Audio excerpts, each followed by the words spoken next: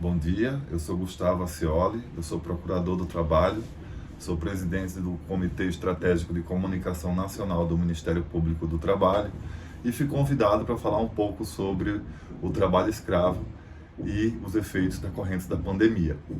Bem, importante contextualizar que em 1888 foi promulgada a lei mais importante do Império, a saber, a Lei Áurea.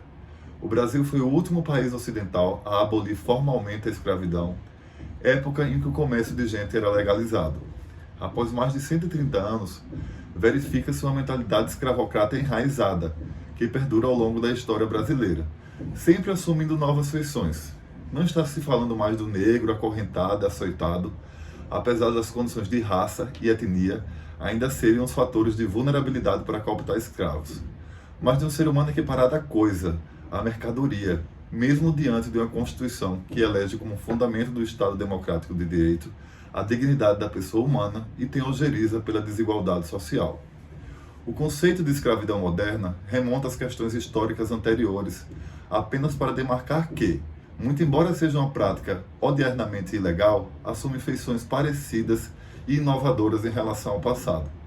Parcelas dos estudiosos entendem que a escravidão contemporânea é sociologicamente pior se equiparada à escravidão dos séculos passados, pois apesar de existirem leis com diversos países que tipifiquem o crime, o silêncio em torno do problema acarreta uma dificuldade de reunir estratégias para sua erradicação. Ou seja, a realidade não é tão escancarada como nos séculos antes de sua abolição, mas está presente em todo lugar, inclusive na roupa que nos vestimos, todos os dias ou no café da manhã, a título de ilustração.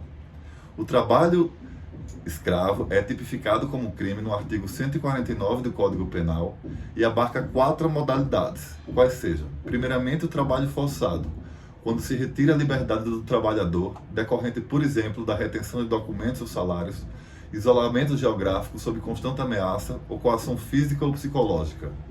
A servidão por dívida, quando o trabalhador é iludido por falsas promessas de emprego e quando chega ao local de trabalho contrai dívidas altíssimas inventadas pelo patrão, percussientes à moradia, alimentação e insumos de trabalho. Jornadas exaustivas. A duração do trabalho vai ao limite das forças do empregado, sendo impossível repor as energias para o dia seguinte, ocasionando-lhe severos prejuízos à sua saúde física e mental, muitas vezes culminando no óbito. E condições degradantes de trabalho, observado em ambientes de trabalho tão degradantes que põem em risco a vida e a saúde dos trabalhadores. Não pairam dúvidas de que, muito embora o Brasil desponte como um dos países que possuem a legislação mais avançada na temática, quanto ao combate a esse crime tão atroz, 3 fatores principais eles são muito presentes para que continue existindo o trabalho escravo. Ou seja, a pobreza, a ganância e a impunidade. A pobreza estrutural faz com que grande parte da população aceite qualquer proposta de emprego para não passar fome. E aí está muito vinculado a questão do trabalho escravo ao tráfico de pessoas, que você é iludido por falsas promessas de emprego, achando que vai ter uma vida melhor e cai em uma verdadeira cilada, muitas vezes não conseguindo se libertar desta terrível situação. A ganância dos empregadores é revelada por ter o trabalho escravo como um instrumento adotado por empreendimentos para garantir lucro fácil e competitividade em uma economia cada vez mais globalizada. E a impunidade decorre do nosso sistema de justiça, com poucas condenações na matéria, muito embora mais de 54 mil trabalhadores já foram resgatados em condição análoga à de escravo entre os anos de 1995 e 2019, consoante dados do Observatório do Ministério Público do Trabalho. Outro fator agravante é a ausência de informação à população que consome o trabalho escravo. A gente precisa despertar na sociedade a necessidade de um consumo consciente, a fim de que sejam boicotadas literalmente as marcas que utilizam dessa mazela social para oferir lucros inimagináveis. A pandemia, ela trouxe à tona, mostra, ela escancara como a desigualdade social é muito presente no Brasil. Então as pessoas estão muito mais propensas ao trabalho escravo e ao tráfico de pessoas. Por quê? A partir do momento que você tem um desemprego em massa, a pobreza estrutural, o aumento da discriminação, o aumento da miséria e o aumento de situações que põem a sua vulnerabilidade social à tona, o trabalho escravo ele consegue atingir literalmente essas pessoas que estão nessa situação de dificuldade, com muito mais facilidade, porque há promessas falsas de emprego e as pessoas, diante da sua vulnerabilidade econômica, elas se iludem muito mais. Então, é preciso estar sempre vigilante nessa situação de pandemia, em decorrência da grande instabilidade política e econômica e o aumento da desigualdade social que tem despertado, né, nesse período pós-pandemia e no período pós-pandemia. E nós precisamos estar atentos para que o trabalho escravo realmente, ele de fato não aconteça. Afinal, a prevenção é o melhor caminho. No âmbito do Ministério Público do Trabalho, nós temos desenvolvido algumas ações para que nós enfrentemos o trabalho escravo e previna.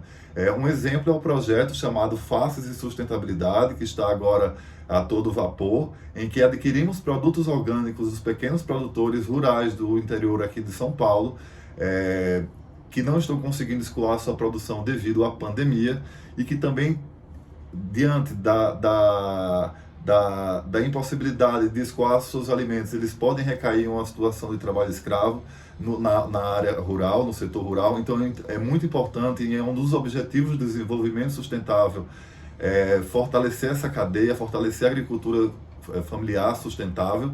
E a partir da aquisição desses produtos, nós capacitamos em uma cozinha industrial e oferecemos cursos de capacitação e trabalho em culinária por mulheres marginalizadas, pessoas trans e imigrantes e refugiados que, diante da sobreposição de carências sociais, estão muito mais propensas ao tráfico de pessoas e ao trabalho escravo. E são produzidas 1.000 marmitas por dia para serem entregues nas comunidades.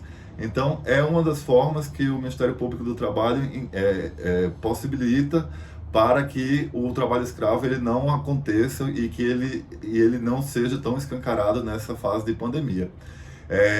Para você ter uma ideia, também nesses cursos, os dolmas que os alunos fazem, os alimentos em culinárias, foram realizados por imigrantes que já foram, principalmente bolivianos, que já foram resgatados de condições análogas de escravo. Para quê? Para que seja fortalecida a economia criativa, para que essas pessoas possam ser incluídas na sociedade por meio de um trabalho decente.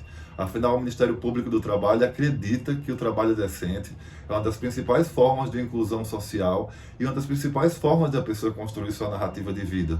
E dessa forma, é também uma das principais formas de enfrentar o tráfico de pessoas e o trabalho escravo, assim como deseja a Agenda 2030 da ONU de Desenvolvimento Sustentável, que preconiza um crescimento econômico inclusivo aliado à igualdade de oportunidades de trabalho para todas e todas, conferindo-lhes dignidade. Muito obrigado pela oportunidade.